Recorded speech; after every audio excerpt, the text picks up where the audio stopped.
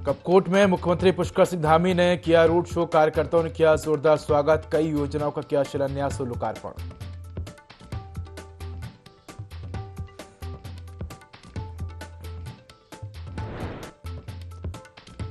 देहरादून को स्वच्छ बनाने की कोशिश जारी। मुख्यमंत्री पुष्कर सिंह धामी ने डोर टू डोर वाहनों को दिखाई हरी झंडी। शहर के वार्डों में कूड़ा निस्तारण का करेंगे काम।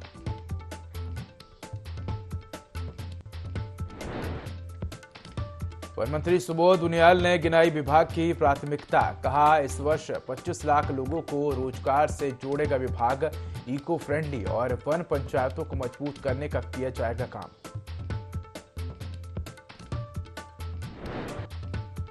हिट एंड रन के नए कानून के खिलाफ बस ट्रक ड्राइवरों की हड़ताल। ट्रांसपोर्ट सिस्टम ठप।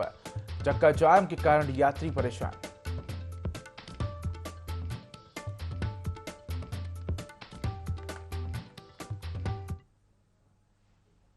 नमस्कार, मैं हूं उदय। देवभूमि लाइव में आपका स्वागत है। बुलेटिन की शुरुआत करेंगे तमाम बड़ी खबरों के साथ। सीएम पुष्कर सिंह धामी कपकोट दौरे पर रहे, जहां उन्होंने मातृशक्ति उत्सव का उद्घाटन करने के साथ ही कई योजनाओं का शिलान्यास और लोकार्पण किया।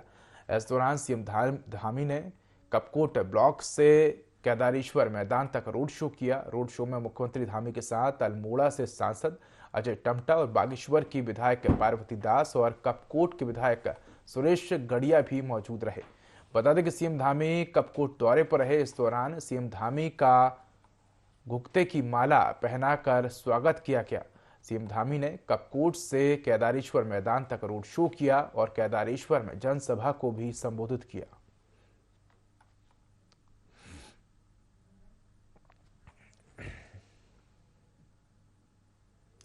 देहरादून में 8 और 9 दिसंबर को संपन्न हुए ग्लोबल इन्वेस्टर्स समिट के लिए जिस तरह एमडीडीए ने शहर के विभिन्न मार्गों को सजाने संवारने का काम किया था, उसी तर्ज पर अब प्राधिकरण शहर के 80 किलोमीटर और अन्य मार्गों का भी सौंदर्यीकरण कार्य करेगा। इसके तहत वॉल पेंटिंग, म्यूरल्स आदि के कार्य किए जाने प्रस्तावित हैं। ग्लोबल इन्वेस्टर समिट के लिए प्राधिकरण द्वारा किए गए तमाम कार्यों को शहरवासियों के द्वारा खूब सराहा जा रहा है। एमडीडीए उपाध्यक्ष वंशीधर तिवारी ने बताया कि शहर के 80 किलोमीटर और मार्गों पर सौंदर्यीकरण के कार्य किए जाएंगे।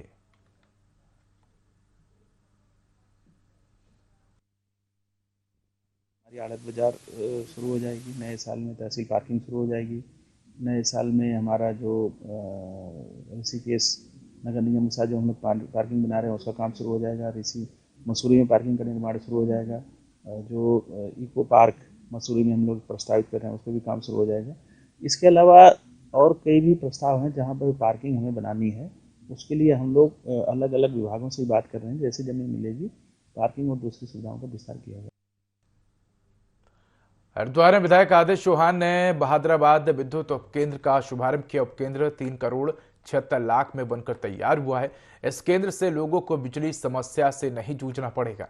इस मौके पर विधायक आदेश चौहान ने कहा कि विद्युत उपकेंद्र से 16 इलाकों को लो वोल्टेज और रोस्टिंग समस्या से निजात मिलेगी। उन्होंने कहा कि भाजपा सरकार विकास पर विशेष ध्यान दे रही है।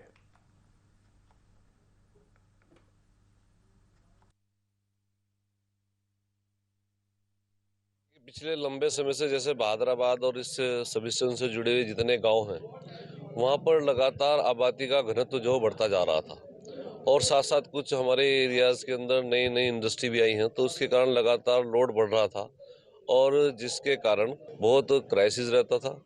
अनेक बार हमारी ये 33 जो लाइन थी एक ही आ रही थी इस सब स्टेशन पर, तो उसके जंपर उड़ना, तार टूटना ये आम बात थी, जिसके कारण सभी क्षेत्रवासियों को समस्या का सामना करना पड़ता था। बिजली कटौती होती थी, बार बार शटडाउन होते थे बार बार। तो उससे निजात दिलाने के लिए पिछले लगभग 2 वर्ष हम लोग प्रयास कर रहे थे। मैंने भी 2 बार माननीय मुख्यमंत्री जी को ये दिया। तो अब आज इस अपने बहादुराबाद सब स्टेशन को अपग्रेड किया गया है और इसकी जो पुरानी बिल्डिंग थी उसकी जगह पर लगभग 80 लाख की लागत से नई बिल्डिंग बनाई गई है। ये आज हमने इसका पुराना बहादुराबाद बिजली घर था, इस पर काफ़ी पुराना हो गया था और इसके पैनल वगैरह सब इसमें काफ़ी उसमें रिपेयर आए दिन उसमें ब्रेकडाउन हो रहे थे, जिससे यहाँ के जितने भी हमारे उपभोक्ता हैं उनको बार बार ट्रिपिंग का और ब्रेकडाउन होते रहते थे। इसलिए हम लोगों ने पूरा बिजली का रिनोवेशन किया, जिसमें नई बिल्डिंग, नया कंट्रोल रूम, नए पैनल्स और एक 12-12.5 MB का नया ट्रांसफार्मर लगवाया। और इसमें कुल हमारे करीब 3 करोड़ 76 लाख का खर्चा आया है। सब समस्याओं के लिए एक नई लाइन और धरती बनाई गई है, जिससे अब आने वाली गर्मी में क्षेत्रवासियों को बिजली की समस्या नहीं होगी। आगामी 22 जनवरी को राम मंदिर का उद्घाटन प्रधानमंत्री नरेंद्र मोदी के हाथों से होने वाला है। वही राम मंदिर दर्शन के लिए अलग अलग राज्यों को निमंत्रण भी भेजे जा रहे हैं। राम मंदिर ट्रस्ट की ओर से सबसे पहले निमंत्रण उत्तराखंड को भेजा गया है।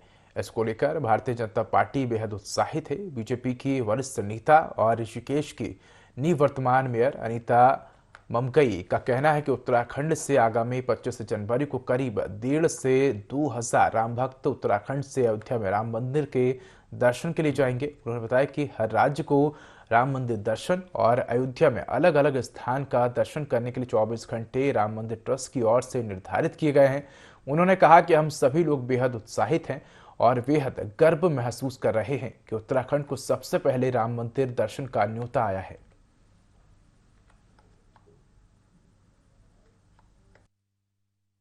अलग अलग 24-24 घंटे दिए जाएंगे दर्शन के लिए, तो उसमें उत्तराखंड को सबसे पहले प्रायोरिटी मिली है। 25 तारीख को उत्तराखंड से सभी राम भक्त जो भी लिस्ट वो बनेगी ट्रस्ट के हिसाब से, और जो भी अपने अनुषंगिक संगठन है उनके साथ में तालमेल करके जो भी लिस्ट बनेगी, तो मुझे लगता है कि 1500 से 2000 तक के जो यहाँ से राम भक्त अयोध्या पहुंचेंगे 25 तारीख को। 26 जनवरी को वहाँ पे दर्शन करेंगे और 24 घंटे के अंदर अंदर फिर वहाँ से अयोध्या नगरी को छोड़ के फिर दूसरा प्रदेश, दूसरा राज्य वहाँ पे दर्शन के लिए पहुंचेगा। तो इस चीज़ के लिए भी हम सभी अपने आप को सौभाग्यशाली समझ रहे हैं कि रामलला के दर्शन करने के लिए उत्तराखंड को सबसे पहले मौका मिल रहा है। पूरे देश के साथ ही उत्तराखंड राज्य में भी केंद्र सरकार के नए कानून का जमकर विरोध हो रहा है। हिट एंड रन के नए कानून के विरोध में प्रदेश में तमाम ड्राइवर्स यूनियन हड़ताल पर हैं, जिसकी वजह से लोगों को यातायात में काफी दिक्कतें हो रही है। वहीं राज्यसभा सांसद नरेश बंसल का कहना है कि केंद्र सरकार द्वारा किया गया संशोधन जनहित के लिए है। देश में लगातार बढ़ रहे हिट एंड रन के मामलों को देखते हुए केंद्र सरकार ने यह संशोधन किया है। बता दें कि केंद्र सरकार की ओर से सड़क हादसों पर नियंत्रण करने के लिए हिट एंड रन कानून में बदलाव किया जा रहा है। ड्राइवर इस कानून का विरोध कर रहे हैं। भारतीय न्याय संहिता 2023 में हुए संशोधन के बाद हिट एंड रन के मामलों में दोषी ड्राइवर को 10 साल तक कैद और 7 लाख रुपए जुर्माने का प्रावधान है, जिसका विरोध किया जा रहा है।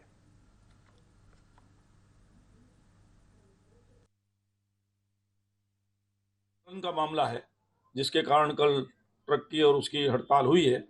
उन्होंने अपना विषय रखा है, अब सरकार उस पर विचार करेगी। आवश्यकता होगी तो संशोधन होते हैं, समाज के लिए होते हैं, उस पर विचार विमर्श की आवश्यकता है कि वो किस पृष्ठभूमि में लाया गया, किस लिए लाया गया, उसका उद्देश्य क्या है। जब इस सब पर विचार होगा तो उसके अनुसार सरकार निर्णय करेगी। देहरादून में MDDA मार्गों का सौंदर्यीकरण करेगा। इसके तहत वॉल पेंटिंग, म्यूरल्स कार्य किए जाएंगे। MDDA उपाध्यक्ष वंशीधर तिवारी ने बताया कि शहर के 80 किलोमीटर मार्गों पर सौंदर्यीकरण के कार्य किए जाएंगे। इस दौरान चौराहों के पास जहां कहीं भी स्थान उपलब्ध होगा वहां छोटे छोटे पार्क विकसित किए जाएंगे। इसके अलावा सरकारी स्कूल के लिए खेल मैदान विकसित किए जाएंगे।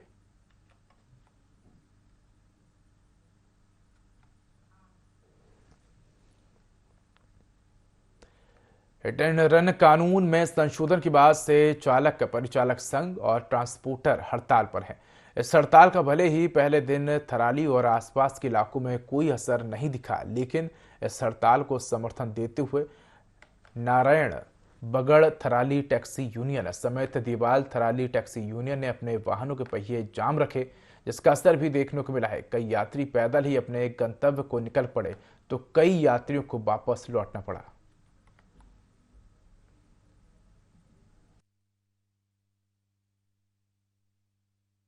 बंद करा रखा हमने, ये 1 तारीख से बंद होना था, लेकिन हम लोगों ने आज से बंद करा रखा है। जो हमारी ड्राइवर एकता है, तो जो हमारी ड्राइवरों के बारे में जो हो रहा है, जो सरकार ने जो नियम निकाले हैं उस वजह से हमने ये आज स्टैंड बंद करा रखा है। जो हमारे दिल्ली की गाड़ियां हैं और जो हमारी लोकल स्टैंड की गाड़ियां हैं, हल्द्वानी गाड़ियां, हम ही सभी लोगों ने हमने गाड़ियां बंद करा रखी है अपनी स्टैंड की। अतः जो गाड़ियां जाने चाहती हैं, जैसे अर्थक सेवा वाली गाड़ियां, उनको हम जाने दे रहे हैं। कोई पर्सनल वाली हैं, वो जाते हैं, जा रहे हैं। लेकिन हमारी कुल अपनी जो हमारी पर्सनल यूनियन की गाड़ियां हैं, वो बंद करा रखी हमने। जैसे कि सरकार द्वारा ये जो कड़क नियम ड्राइवरों के लिए निकाले गए हैं कि आने वाले मतलब जो भी एक्सीडेंट ड्राइवर से होता है, उसके लिए 5 लाख रुपया और 10 साल की सजा होगी। तो इसी के बारे में हम सरकार से यह जानना चाहते हैं कि यह नियम हमारे लिए क्यों निकाला गया है, और हम सरकार का इस पर विरोध करते हैं कि जो ये नियम है यह बहुत गलत है, और जब तक सरकार इसका निर्णय नहीं निकालेगी तब तक ये पहिए जाम रहेंगे, सारा पूर्ण रूप से चक्का जाम रहेगा। केंद्र सरकार द्वारा लाए गए कानून के विरोध में चक्का जाम का असर पौड़ी गढ़वाल के कोटद्वार में भी देखने को मिला है। कल से हुए चक्का जाम के चलते सब्जी व्यापारियों को मुसीबत का सामना करना पड़ रहा है। इसके चलते अब तो नजीबाबाद मंडी से घोड़े, बग्गियों और बाइकों में सब्जियां लाकर बेचने को मजबूर हो गए हैं। आपको बता दें कि कोटद्वार गढ़वाल में सब्जियां नजीराबाद मंडी से ट्रकों में आती हैं, लेकिन चक्का जाम के चलते कल से सब्जियां आनी बंद हो गई हैं।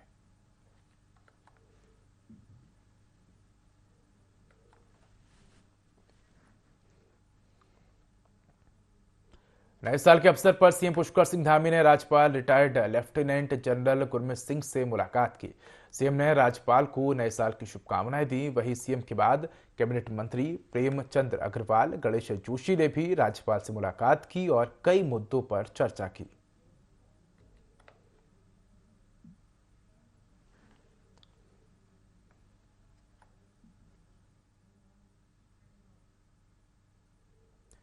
सीएम पुष्कर सिंह धामी ने अपने कैंप कार्यालय से स्वच्छ भारत मिशन के तहत 58 डोर वाहनों को हरी झंडी दिखाकर रवाना किया। इस दौरान शहरी विकास मंत्री प्रेमचंद अग्रवाल, कैबिनेट मंत्री गणेश जोशी, सांसद नरेश बंसल सहित कई विधायक और पूर्व मेयर सुनील उनियाल गामा मौजूद रहे। शहरी विकास मंत्री प्रेमचंद अग्रवाल ने कहा कि देहरादून नगर निगम ने स्वच्छता को लेकर बेहतर कार्य किया है और जिस तरह से 58 डोर टू डोर वाहन रवाना किए गए हैं, इससे स्वच्छता के क्षेत्र में बहुत बड़ा लाभ मिलेगा।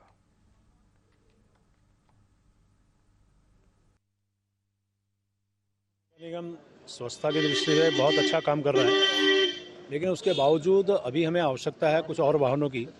स्वच्छ भारत मिशन के अंतर्गत 58 डोर टू डोर वाहन आज माननीय मुख्यमंत्री जी के द्वारा उनको रवाना किया गया। हमारा प्रयास है कि जिस प्रकार से माननीय हमारे यशस्वी प्रधानमंत्री आदरणीय मोदी जी का बहुत ड्रीम प्रोजेक्ट है कि हम अपने हर क्षेत्र को जहां हम रहते हैं उसको स्वच्छ रखें, साफ रखें, उसी दिशा में आज लोगों में जागरूकता भी बढ़ी है, स्वच्छता भी है। पहली बार उत्तराखंड को 7 स्वच्छता में पुरस्कार मिले थे। इस बार भी हम कोशिश करें कुछ अच्छा हम लोग करें। तो आज जिस प्रकार से 58 डोर टू डोर वाहन रवाना किए गए, मैं उम्मीद कर रहा हूं इससे बहुत बड़ा लाभ स्वच्छता की दृष्टि से। लोकसभा चुनाव को लेकर भाजपा पूरी तरह से तैयारियों में जुटी हुई है। भाजपा प्रवक्ता वीरेंद्र बिष्ट का कहना है कि जिस तरह से भाजपा ने 3 राज्यों में पूर्ण बहुमत की सरकार बनाई है और जितने भी राज्यों में चुनाव हुए हैं उसमें बीजेपी को लगातार जीत मिली है। साथ ही उन्होंने कहा कि लोकसभा चुनाव में भाजपा की तैयारी संगठनात्मक रूप से काफी मजबूत है। प्रधानमंत्री मोदी द्वारा किए जा रहे कार्यों को जन जन तक पहुंचाने का काम किया जा रहा है और प्रदेश सरकार की योजनाओं का लाभ भी उत्तराखंड की जनता को मिल रहा है।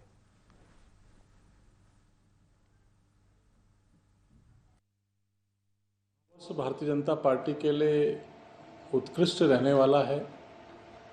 2023 भी भारतीय जनता पार्टी के लिए एक ऐतिहासिक वर्ष रहा है। हमने हमारी जो तैयारियां हैं 2024 के लिए संगठनात्मक रूप से बहुत मजबूत है और बहुत बेहतर तैयारियों के साथ हम आगे बढ़ रहे हैं। नरेंद्र भाई मोदी जी प्रधानमंत्री के रूप में जो काम कर रहे हैं, जो उनकी गारंटियां हैं, उसको जन जन तक पहुंचाने का काम कर रहे हैं। हिट एंड रन कानून का देश भर में विरोध किया जा रहा है। ट्रक और बस ड्राइवर हड़ताल पर हैं। लक्सर में भी वाहन चालकों ने प्रदर्शन कर नारेबाजी की। प्रदर्शनकारियों ने वाहन चालकों को जबरन रोककर यातायात को बाधित किया। मौके पर पहुंची पुलिस और प्रदर्शनकारियों के बीच नोकझोंक भी देखने को मिली।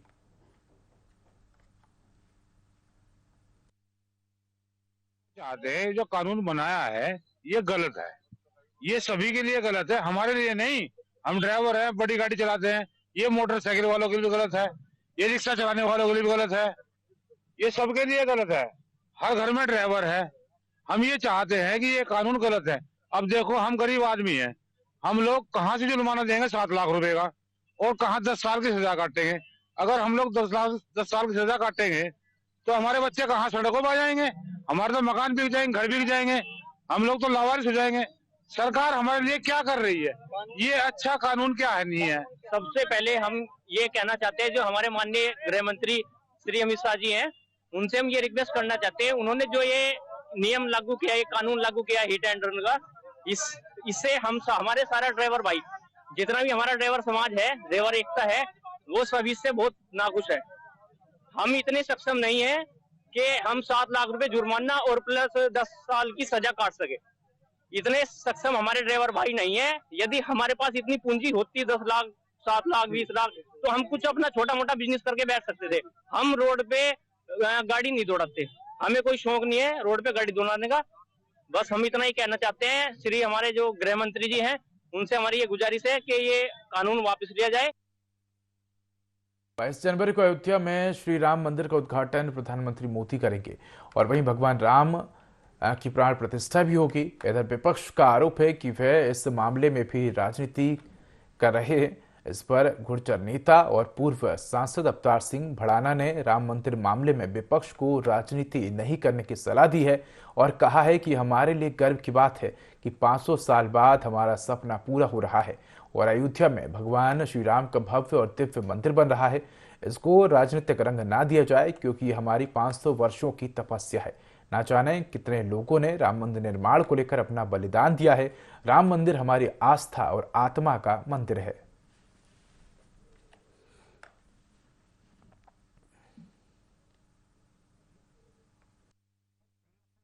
100 वर्षों के बाद एक सपना जो था मंदिर का पूरा होने जा रहा है। कोई राजनीतिक रंग ना दिया जाए।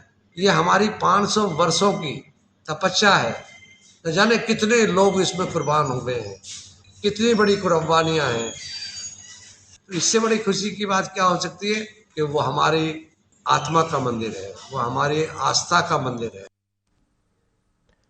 देहरादून में एमडीडीए मार्गों का सौंदर्यीकरण करेगा। इसके तहत वॉल पेंटिंग, म्यूरल्स कार्य किए जाएंगे। एमडीडीए उपाध्यक्ष वंशीधर तिवारी ने बताया कि शहर के 80 किलोमीटर मार्गों पर सौंदर्यीकरण के कार्य किए जाएंगे। इस दौरान चौराहों के पास जहां कहीं भी स्थान उपलब्ध होगा, वहां छोटे छोटे पार्क विकसित किए जाएंगे। इसके अलावा सरकारी स्कूल के लिए खेल मैदान विकसित किए जाएंगे।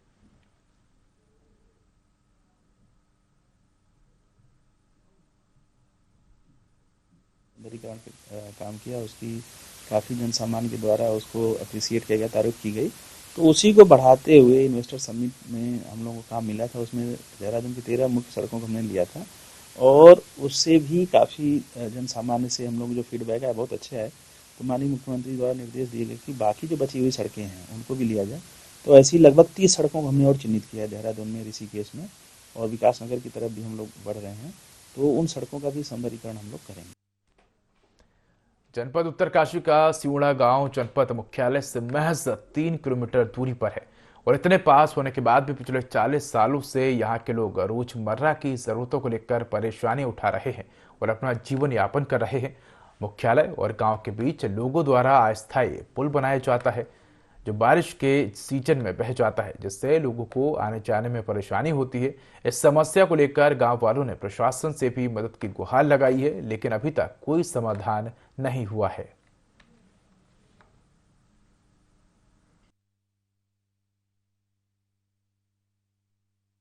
भी रास्ता नहीं है और मेरे बच्चे जाते हैं जब, तो फिर बहुत दिक्कत होती है।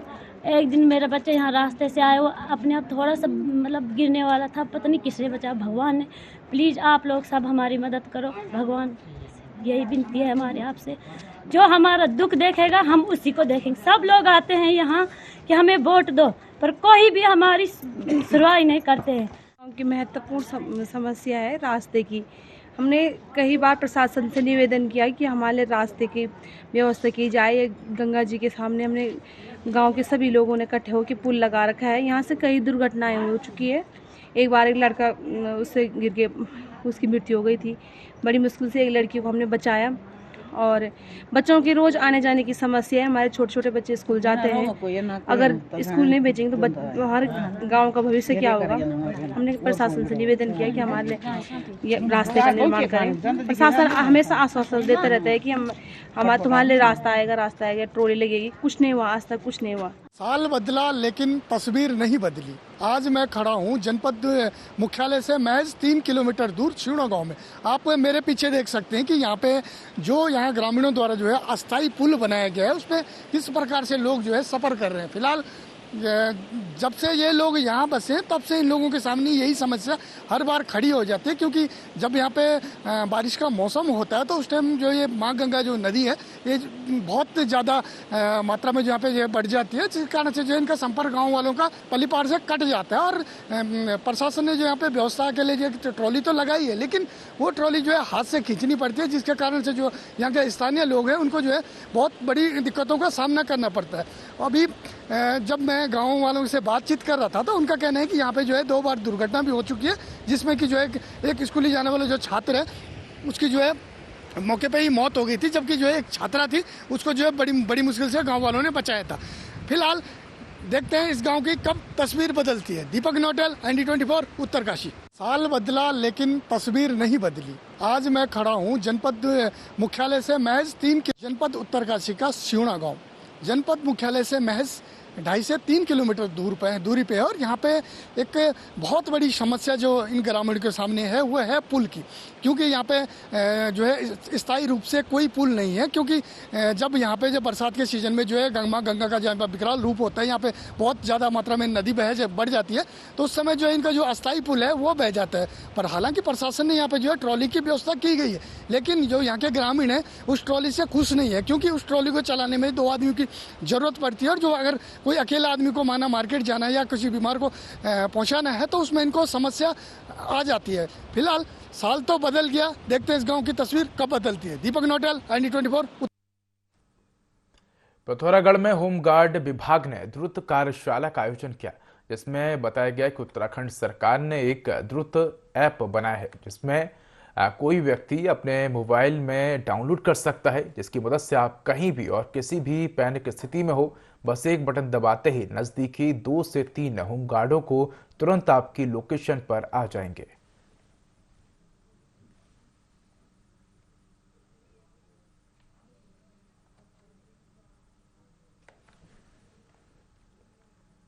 अयोध्या में रामलला की प्राण प्रतिष्ठा समारोह को लेकर जोशीमठ में उत्साह का माहौल है। भगवान श्री राम जन्मभूमि तीर्थ क्षेत्र समिति ग्रामीणों को अक्षत भेजकर आमंत्रित कर रही है। डाडो गांव में भी महिला मंगल दल ने भजन कीर्तन और संध्या का आयोजन कर पूजित अक्षत का वितरण कार्यक्रम किया। इस दौरान ग्रामीणों को भगवान श्री राम का चित्र और निमंत्रण पत्र दिया गया।